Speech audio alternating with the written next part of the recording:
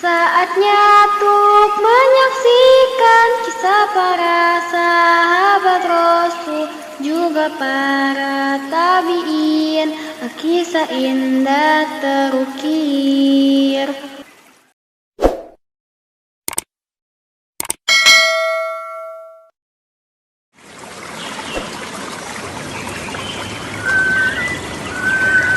Di saung tempat biasa Nabil dan kakek bertemu, terlihat Nabil begitu resah. Nabil menunggu kehadiran sang kakek. Ketik pagi ya datang. Beberapa kali ia berusaha menelpon, namun hasilnya tidak direspon. Nggak dijawab. Gimana sih? Jam segini. Dalam kegalauan tersebut, tiba-tiba Assalamualaikum. Waalaikumsalam. Oke. Kemarin katanya datangnya pagi-pagi ya, sekarang telat. Galau ya? Tadi pagian katanya. Maaf. Tadi kakek ngumpulin ini dulu. Apaan tuh? Oleh-oleh buat kamu. Serius oleh-oleh?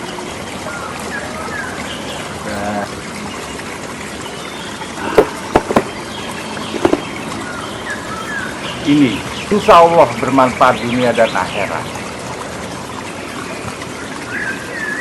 Kenapa tidak suka ya? Kok? Apa kok?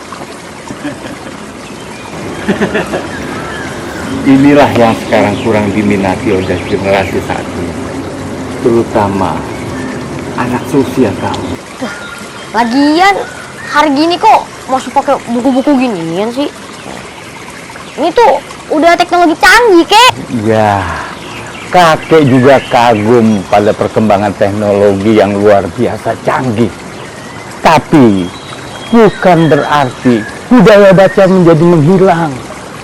Membaca itu selain menambah pengetahuan dan wawasan, juga menambah kosakata, memperdalam memori, dan masih banyak lagi yang bisa diambil dari manfaat membaca. Wele. Jangan nafsu dulu dong, kek. Lebay. Emang iya kakek lebay.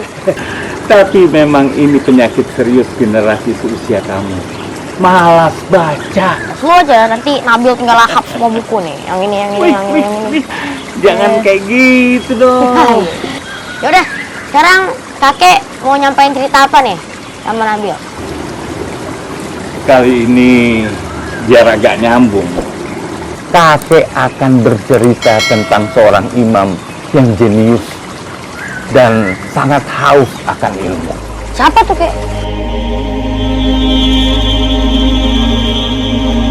Imam Syafi'i lahir dan tumbuh berkembang di Gaza tahun 150 Hijriah atau 767 Masehi. Ayahnya meninggal ketika masih bayi. Sang ibulah yang berjuang seorang diri mengurus Imam Syafi'i kecil. Beliau begitu berkeinginan untuk menjadikan anaknya sebagai ulama. Dicarinya guru untuk mengajarkan Imam Syafi'i kecil yang mempunyai daya ingat atau hafalannya yang luar biasa. Di usia 7 tahun, Imam Syafi'i sudah hafal Al-Quran 30 juz dengan lancar dan fasih. Beliau belajar bahasa Arab umur 9 tahunan, lalu mempelajari ilmu fikih kepada ulama-ulama di zaman itu. Dan hafalan hadisnya pun sangat menonjol. Karena yatim dan kurang mampu, Imam Syafi'i sering meminjam buku yang tak hanya sekedar dibaca, namun untuk dihafalnya. Kitab Muwatta karya Imam Malik yang isinya 2000 hadis lebih, dihafalnya hanya dalam waktu 9 malam sudah hafal di luar kepala. Begitu luar biasanya daya hafal beliau, sehingga dalam belajar, halaman di sebelahnya harus ditutup, karena kalau tidak ditutup, dia langsung hafal. Saking kagumnya sang guru dengan hafalan dan bacaan Imam Syafi'i, sang guru berucap, "Tidak halal bagiku mengambil upah sedikit pun darimu." Sehingga kemudian sang guru mengangkatnya menjadi asisten. Kemiskinan tak membuatnya patah semangat. Walau tak punya kertas, Imam Syafi'i suka mengumpulkan pecahan tembikar, potongan kulit, pelepah kurma, dan tulang unta untuk dipakai menulis hadis-hadis Nabi. Ketika beranjak dewasa, sang ibu menyuruhnya atau secara tidak langsung mengusirnya pergi ke Irak untuk belajar. Bahkan sang ibu sampai berkata, "Jangan kamu pulang, nak, sebelum kamu menjadi ulama, atau nanti saja kita ketemuannya di akhirat." Imam Syafi'i juga berguru langsung dengan Imam Malik.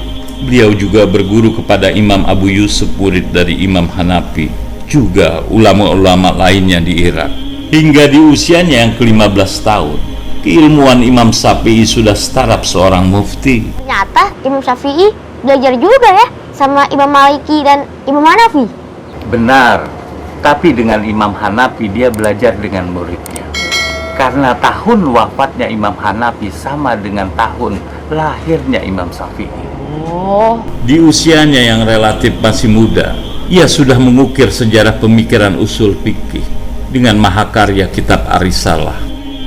Imam Syafi'i menulis pertama kali kitab Ar-Risalah di kota Mekah atas permintaan Abdurrahman bin Mahdi. Saking kekagumannya atas karya tersebut, Abdurrahman bin Mahdi berkata, "Aku akan sholat dan di dalamnya selalu kudoakan Asy-Syafi'i." Sungguh, ia adalah pemuda yang sangat jenius.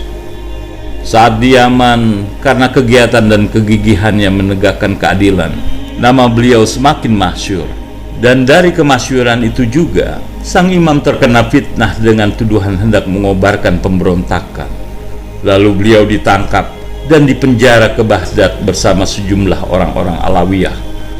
Namun di majelis ternyata tuduhan itu tak terbukti dan beliau pun terbebas, bahkan mendapatkan kesempatan untuk tinggal di Baghdad.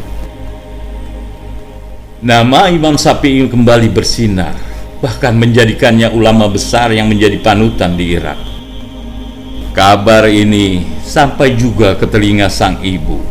Akhirnya, ibunya pun mengizinkannya untuk pulang. Bahkan, saat ia pulang membawa harta dunia seperti 100 unta, ibunya tidak menerimanya. Namun, ketika disampaikan kepada ibunya bahwa Imam Syafi'i membawa kitab, barulah sang ibu mengizinkannya kembali untuk pulang. wih, hebat juga ya ibunya, bisa jadi motivator. Oh iya, maaf. Oke lah, lanjut. Imam Syafi'i juga seorang sastrawan dan juga penyair yang ulung.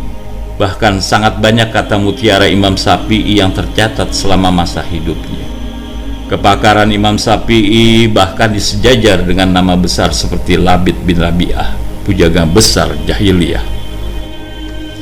Dalam menetapkan masalah terutama akidah, beliau selalu menjadikan Al-Quran dan Sunnah Nabi sebagai landasan dan rujukan sumbernya hukum. Oh ya kek, mazhab itu apa sih kek? Mazhab menurut bahasa Arab adalah jalan yang dilewati, dan mazhab menurut para ulama adalah pemahaman dari pemikiran dan penelitian para ulama berdasarkan Al-Quran dan hadis yang dijadikan pedoman sebagai syariat Islam.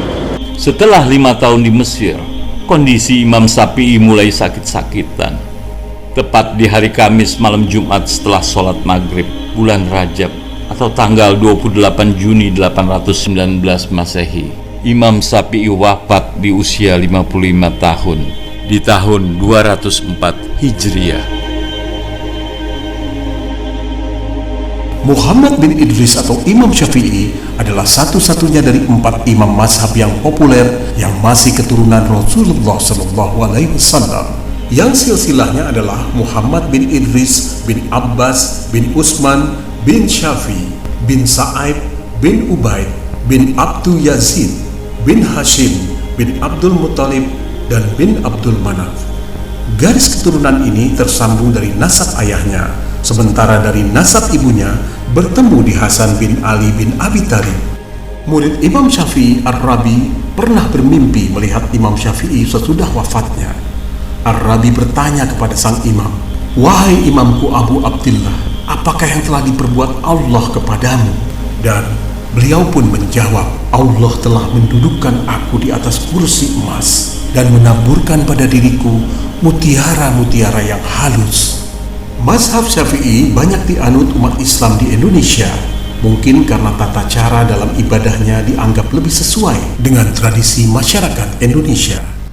Di beningnya mata air, hidup kan terus mengalir, membanjiri pola pikir, Alkisah indah terukir. Banyak kisah yang bermakna di pesada dunia para